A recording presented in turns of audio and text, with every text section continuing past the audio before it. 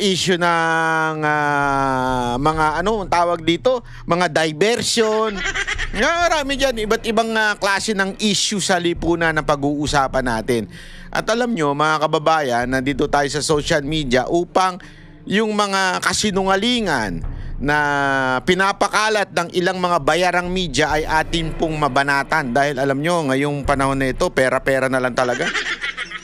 Ang mga media natin ngayon, talaga nga namang mukha ng pera. Marami na sa kanila mukhang pera at napakatindi ho ng kanilang mga propaganda. Na ano na sila, nababayaran na sila para sa propaganda ng mga amo nila. Siyempre, kung ikaw ba naman na may share, kukontrahin mo ba naman yun? Yung boss mo na may share doon sa network mo, malabo yun, di ba? Medyo pipitik ako, no? Para kunwari, patas ka. Pero alam naman natin, mga paandar lang yan mga ganyan-ganyan. Paandar lang yan. Anyway, eto na ho, pag-usapan na ho natin. Itong simula, ito yung kay Martin Romualdez. Naku, kinasuhan daw siya. Ay, naniwala kayo. Hindi, kasi kesyo kinasuhan daw siya. Kesyo daw, ewan ko, bahala kayo. Pero, binubudol yung mga Pilipino. Hindi, papaliwanag ko sa inyo kung bakit budol yung kaso-kaso na yan, ha? Kung bakit budol yan, okay? Ipapaliwanag ko sa inyo. Pero panoorin muna natin yung news para malaman natin kung ano ba talaga nangyayari. Totoo ba? Na kinasuhan na si pangalan nito, si Romualdez? Totoo ba yan? O ano na naman yan? Pambubudol na naman ni Marcos yan. Tingnan nga natin. Posibleng makasuhan ng gross. Ang inang yan. Simula pa lang budol na Posible. Anak kayo ng wewe, oo. Posible lang talaga. Ha? Hindi pa sabihin, hindi pa kinasuhan. Posible lang. Budol na naman ito mga kababayan. Excusable negligence si dating House Speaker Martin Romualdez kaugnay ng anomalya sa flood control projects. Nako pa! Ayon kay Ombudsman Boying Rimulya, may pananagutan si Romualdez sa pagkakatalaga ni dating Ako Bicol Party List Representative Zaldi Co bilang Appropriations Committee Chairman na may kinalaman sa manuwalyang mga proyekto. Git ni Rimulya, kahit pinili sa plenaryo si Co, alam ng lahat na ito'y choice ng Speaker. Kaya naman posibleng isama si Romualdez sa mga kakasuhan ng gross negligence. Posible. Iba yung kinasuhan at saka sa posibleng kakasuhan. Putang ina, lokohan na naman tayo nito. Gago! Alam yung nakakainis? Ito seryoso ito. Alam mo yung nakakainis? Yung kunwari nagloloko na yung mga jowa ninyo, nagloloko na yung mga asawa ninyo. Tapos, mas lalo pang lolokohin ka, sasabihin, kesyo, wala naman yun, nag-date lang naman kami nung best friend mo, nag-date nung best friend mo, para pag-usapan ka. Alam mo yun, yung bambagang huli mo na may ginagawang hindi maganda, merong bet ka, tapos yung best friend mo pa, tapos ang palusot pa, hindi, lumabas lang naman kami niyan para pag-usapan ka. Kasi we're preparing a birthday party, ganun. Yun yung nakakabuisit di ba? Yung harap-harapang ginagago, preparing birthday party, nakapatong ka. Gago! Yeah. Parang ginaganyan tayo nito ni Rimulye. Para bagang sinasabi, hindi, pwede, posible makasuhan, posible. Para bagang sinasabi, para lang kasi, siyempre, everyone demands na makasuhan si Romualdez, di ba? Lahat tayo, marami, anumang kulay mo, gusto makasuhan si Romualdez. Pero gayon pa man, para lang masabing may ginagawa ang presidente kasi under ni Marcos itong itong ICI, di ba? So kinasuhan ng ICI dito sa ombudsman just to satisfy yung ating ninanais na makasuhan si Romualdez. Sasabihin na, oo, posible yan. Posible makasuhan yan. At ang malala, yung details nung ikakaso sa kanya. Kaya sabi ko, pambihira itong si Rimulya talaga. Kakaiba itong magbasa ng batas. You can bend the law talaga. Kasama sila Ko at dating DPWH Secretary Manuel Bonoan. Wala pa namang tugon ang kampo. Uy, may kwento ako diyan kay Bonoan. May nalaman ako. Gusto niyo sabihin ko? Eto mga kayo na. Hindi ko na mabanggitin, pero binabati ko po yung nagkwento sa akin. Hindi ko na lang kayo papangalanan. Baka sabihin. Hindi, may nagkwento sa atin na talagang malapit. Ninong. Yan, Ninong nila yan. Yan, gano'n. At talaga, ayoko magsalita. Ayoko magsalita kasi delegates. Kasi ito daw si Bonoan. Mabait daw to.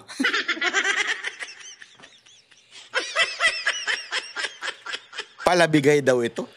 Noon pa doon.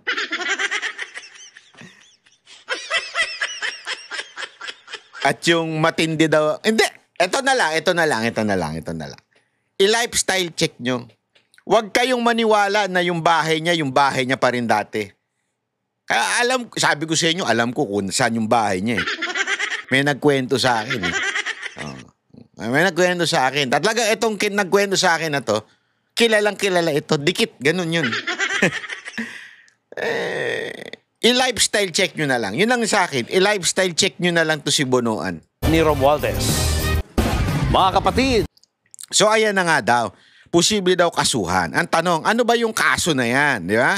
Ano ba yung ikakaso na sinasabi na yan? Kasi, alam mo na, eto. Sandali. Ito, ipapakita lang natin. Ito. Ayan, chotomate. Ayan, wait lang. Ito. Itong si ombudsman, nakman tutya. Talagang feel na niya yung pagiging ombudsman niya. Ayan, ito. Pakinggan nyo ito. Dito kayo matatawa doon sa kaso. Hindi, ito, sabi ko nga, abogado ba ito? Tingnan ninyo. The discussion earlier with former Secretary Singson and Justice Reyes. And it's some of it can be attributed to gross inexcusable negligence, if I'm not mistaken. Being the Secretary of Public Works, it was his job to make sure that things happen properly. I think that's one of the recommendations is really to charge them with gross inexcusable negligence. The same case that will be filing against probably gross negligence, parang ganon. Unexcusable negligence. Yung sinasabi, yun yung ikakaso kay Bonoan. Okay? Kasi para bagang nangyari ang lahat ng katiwalian sa ilalim ni Bonoan. Which is directly, tama nga naman. Boss nga naman niya. Ibig sabihin, boss nung mga nahuling korap sa DPWH, si Bonoan. Okay? So, nung panahon na nagkaroon ng mga ghost project, flood control project, ay sa panahon daw, di umano, ni Bonoan, at because of that, may negligence kasi ikaw ang boss. Sekretary ka, USEC yung mga yan. May direct. Tama naman siya dyan. Okay yan. Di ba? Pero tingnan ninyo yung pagbali dito sa part nung kay Romualdez. Understudy now, the Speaker of the House, former Speaker of the House, Martin Romualdez. Sir, can you elaborate yung kay Speaker Martin Romualdez? Ano na po yung proseso natin? Ano na po yung hawak natin kung meron man na evidence? Hindi kasi when we look at the Saldico cases, the whole pattern that happened, it was really Saldico working with some senators that came up with a final version of the budget. And the plan was laid out there. If fingers do not point to the speaker, former speaker. Tingnan nyo to If fingers do not point directly to the speaker, ibig sabihin, parang sinasabi niyang wala namang direktang pananagutan si Romualdez. Ito yung maaring ikaso sa kanya. Eto, pakinggan ninyo. As the leader of the House, he was responsible for the appointment of Saldico. Although Saldico was elected on the floor. Ayan mismo. Sinasabi niya, he is responsible with Saldico. So para bang sinasabi nila, pag nag-guilty si Saldico, responsible si Romualdez. Pero merong problema eh. Yun nga mismong sinabi niya. Ano yun? That Zaldico was elected. Although it was the choice of Romualdez bilang speaker, pero remember, kahit ba choice niya yan, sa batas, hindi ganun. Sa batas, binoboto yan ng House.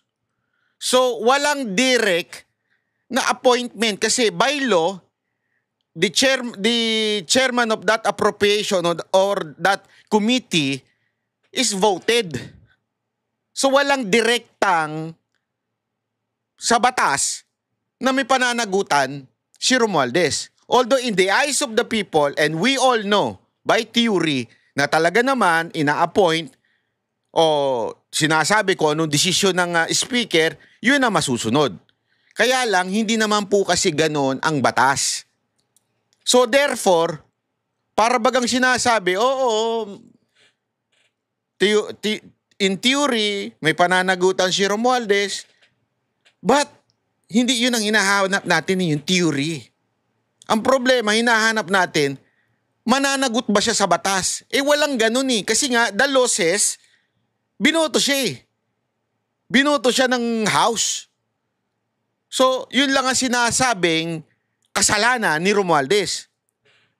Nagigets ninyo? So, para bagang sinasabi nito ni Remulla na yun lang ang kasalanan ni Romualdez. So, sa madaling salita, technically, lulusot si Romualdez. Technically, no law na magkukonvict kay Romualdez. Kasi hindi naman pwedeng sabihin sa korte, theoretically, si Romualdez ang namili. Siyempre, i-argue ngayon ng lawyer ni Romualdez. No, walang theory. Ano ang fact? Ang facts ay ang chairman ay binoboto ng House. So lusot siya dyan. Sa ganyang klaseng accusation o sa ganyang klaseng kaso na iaano nito ni Remulla, ay lulusot si Romualdez dyan. So moro-moro, yang kaso na yan. Everybody knows that it is the Speaker's choice. That's why we have to hold him accountable for that. It's a novel theory. I know we're crossing the boundary of normal legal theory. Ayan, siya na mismo nagsasabi, alam naman natin na theory lang yan. So ibig sabihin, hindi pa pwedeng kasing ganun. Sa korte, hindi pa pwedeng theory mo lang. How can you, sabi nga di ba meron nga tayong kasabihan sa korte na it's not what you know, it's what you can prove. Napaka-importante ho nun mga kababayan sa batas, sa korte. So feeling ko lang ito ang aking opinion, kakasuhan si Romualdez. Pero yung kaso, mahina. Kasi hindi pwedeng mag-apply sa kanya yung sinasabi nitong gross negligence na katulad nung kay Bonoan. Kasi kay Bonoan, directly, may say siya sa USEC, may say siya sa ASEC. Kasi siya yung secretary, direkta. Hindi yung pinagbobotohan nung buong departamento niya. Hindi, siya mismo namimili. So kung may gawing kasalanan yon maaari na merong gross negligence. Pero dito, ika-counter-argue lang nung abogado ni Romualdez, sandali, walang ganyan. Hindi in-appoint ni Romualdez yan. Yan ay pinagbotohan ng House. So walang direktang pananagutan si Romualdez. Tapos ang kaso. Lusot na naman si Romualdez dyan. But, syempre, palalabasin yan. Lalong-lalo na yung si Aling Claire, palalabasin yan. Kinasuhan yung pinsan Hindi pinrotektahan ni Marcos. But in reality, yung kaso na yan, sasablay. Kasi may mga ganyang may mga ganyang strategy na mga lawyers. Di ba? Magpapakaso ng mahina, babaliin ng konti yung ebidensya para ma-dismiss. Ngayon, hindi mo na uli pwedeng ikaso with the same case. Di ba? Hindi na pwedeng ulitin yun. Pero in reality, binali mo lang. Sa bagay, sabi nga ni Remulla, you can bend the law. and not break it. Gago! Eto kaya yun? Bending the law and not breaking it? Yes. Sasabihin mo, may pananagutan si Romualdez dahil siya namimili. Choice niya yan. Pero in reality, hindi niya choice. Kasi may botohang naganap. But we have to stretch it a bit. We have to stretch it a bit. Kasi nga, the whole government machinery and the Filipino people suffered damages due to the acts of Saldico. And if there's nothing criminal about it, then it's negligence at least. We have to go there. We have to go we have to tread that path already. That nothing is excusable here. At the least, negligence should be charged against those who were responsible for their offices. Ano yan eh? Leadership principle yan eh. The buck stops with you. Sir, meron ba tayo mga ipapatawag na mga tao? Leadership principle. Okay. Pero hindi mo mapapakulong siya dyan. Kaya nga, eto hindi ko maintindihan eh. Para bagang sinasabi ni Remulla na walang direktang kasalanan si Romualdez. The only sin of Romualdez is pinili niya si Zaldico bilang chairman ng appropriation. Choice niya. Pero sa batas, walang ganun. Halimbawa ako, gusto ko lang ito. Gusto ko siya ang maging susunod na presidente. O kare, ikaw, presidente ka. O, choice ko tong vice president ko. Halimbawa lang, tapos nagloko yung vice president mo. Pwede bang ako sa sayo yun? Kahit ba choice mo lang yun, nagkaroon ng botohan? Tama, mali. So parang ganun lang ang sinasabi ngayon ni Remulla. Na parang, hindi, wala naman siyang direktang but may pananagutan siya. In the eyes of the people, may pananagutan siya. Ito yung simpleng hirit na, hindi, para lang maakusa. Hindi, para lang siya masabing, para lang masabing, may ginawa kami, kinasuhan namin, kaya lang, wala na kami magagawa kasi korte na magsasabi kung may kasalanan yan. Pero ano yung kinaso ninyo? Palpak yung kakaso ninyo. Kung kakasuhan nyo nga, may question pa nga na kakasuhan ninyo kung kakasuhan nyo ba talaga, kung tutuluyan nyo. May question pa nga doon. Wala pa yung mismong kaso na ang ikakaso nyo lang ay parang kasi ginusto ni Romualdez na maging chair yan. Anong klaseng kaso yun? Sa investigation naman po, yun nga po, Speaker Romualdez, VP Zaldico, yung mga staff niya, paano po ba natin nakikita yun? Well, we're trying to locate Gutesa if he's going to go back to, Ayun na naman si Gutesa. testify. But we don't know yet. We're looking at all the narrations as a whole. As a whole. All the narrations from the beginning of the Senate trials that led to these revelations, all of them will be used in putting up the theory of gross excusable negligence. Kasi nga, you're the leader of one house, and the other house is led by Senator Chisa Escudero as Senate President, and they were able to come up with that budget, which included insertions, which included diversions of money from what was supposed to be to what became. So that is, if it's not criminal, then it must be negligence. It must be one of them. It cannot be completely, nobody can be completely blameless for that. Sir, Senator Chisa Escudero, paano na po yung investigation sa kanya? Ongoing, we have statements leading of a money trail leading to him, narrations of fact that are there already. But of course, we want to buttress it. Tignan ninyo ang laki ng pinagkaiba. Hindi, dito, pansin mo na kagad Nung tinanong na, yung tungkol kay Chis Escudero, meron na siyang money trail, hindi na gross negligence, o hindi na may pananagutan siya kasi siyang Senate President at that time. At because of that, nagkaroon ng insertion during his term. Diba?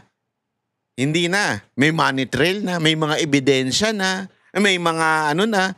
Pero kay Romualdez, Hindi. Ano lang siya, meron lang siyang ano, kasi siya yung head ng house. Kita niyo yung difference? Ang mukhang mababaw yung ikakaso kay Romualdez, tapos kay Cheese, ayun na, yung mga kaso-kaso nila.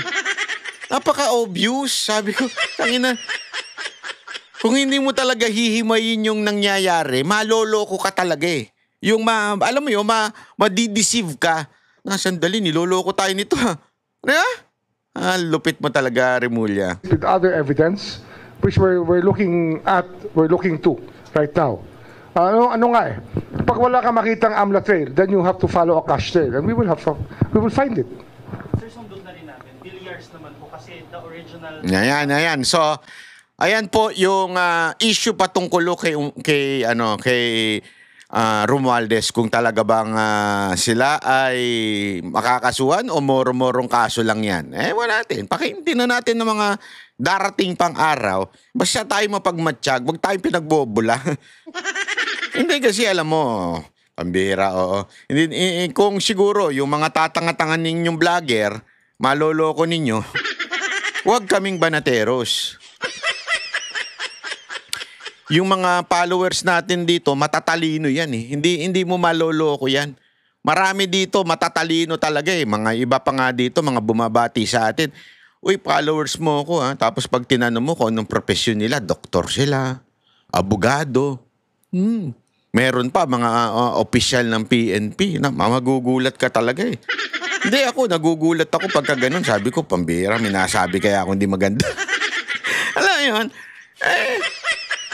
Tahimik lang sila eh. Ha? Tahimik lang mo sila pero nandito sila nakikinig yung mga kababayan natin dyan. At marami nagme-message sa atin dito eh. Kami ang boses ng masa, hindi natatakot.